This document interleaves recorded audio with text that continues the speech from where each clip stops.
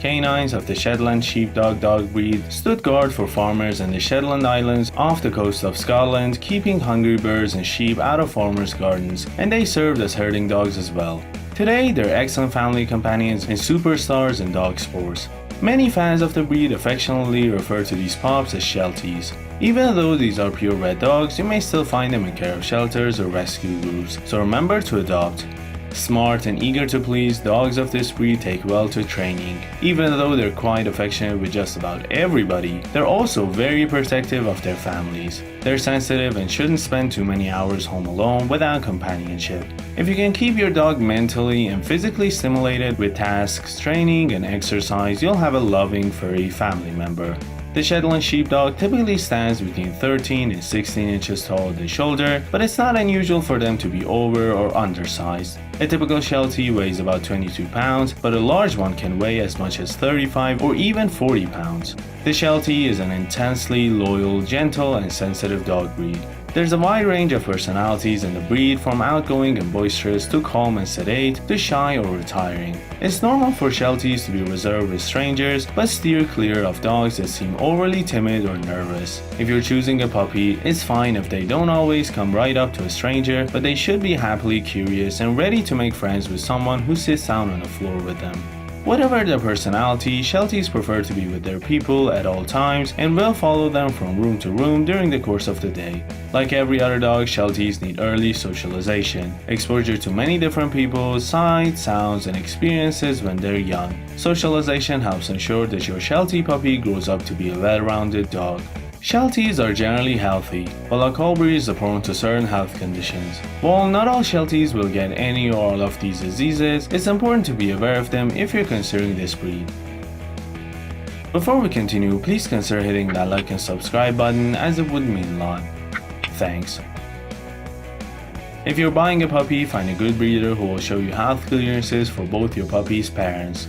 Health clearances prove that the dog's been tested for and cleared of a particular condition. Although Shelties were bred to withstand harsh weather conditions, they love their people and should live indoors with them as part of the family. While they can be relatively inactive indoors, Shelties were bred to be working farm dogs and need ample exercise. They enjoy going for walks, playing fish with the kids, and of course running around the dining room table. Afterwards, they'll help you hold down the sofa. Because of their small size, Shelties can do well in an apartment if their people are committed to providing daily walks and playtime, as well as training them not to bark incessantly. This requires finesse. Shelties can have their feelings easily hurt by harsh treatment. Instead of yelling at your Sheltie for barking, acknowledge his alert. In other words, thanks for telling me about the squirrel in the yard, and give a verbal reprimand only if it continues barking. In general, Shelties respond best to positive reinforcements such as praise, play, and food rewards. Try to keep training interesting for your dog. Shelties can become easily bored and see no point in repeating an exercise multiple times if it was done correctly the first time. How much your dog eats depends on his size, age, build, metabolism, and activity level. Dogs are individuals, and just like people, they don't all need the same amount of food. It almost goes without saying that a highly active dog will need more than a couch potato dog. The quality of the dog food you buy also makes a huge difference. The better the dog food, the further it will go towards nourishing your dog, and the less of it you'll need to shake into your dog's bowl. Keep your Sheltie in good shape by measuring his food and feeding him twice a day, rather than leaving the food out all the time.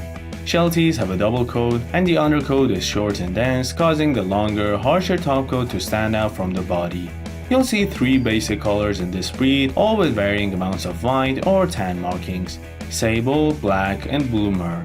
A Sheltie who's more than 50% white or who has a brindle coat won't do for the show ring, but his color doesn't affect his ability to be a great companion.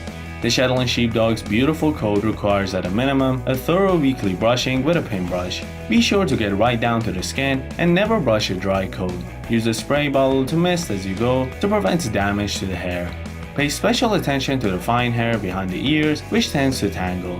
If you find a mat in this area, it can usually be brushed out with a small slicker brush. Your Sheltie will need extra brushing during shedding season. Males and spayed females generally shed only once a year, while unspayed females shed twice a year. Shelties are excellent family companions, especially when they're raised with the children who know how to handle dogs respectfully.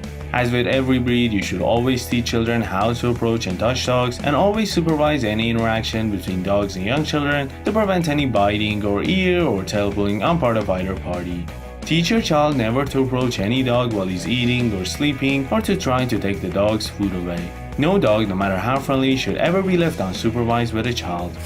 When it comes to other dogs, Shelties have a definite preference for their own kind, even if they don't live with other Shelties. On first introduction, they seem to recognize other Shelties as kindred spirits and are usually immediately friendly and willing to play with them. They tend to be standoffish with new dogs of other breeds, however. They can get along well with cats once the cat puts the Sheltie in his place for trying to hurt him. Alright guys, what do you think about the Sheltie? Tell me down in the comments.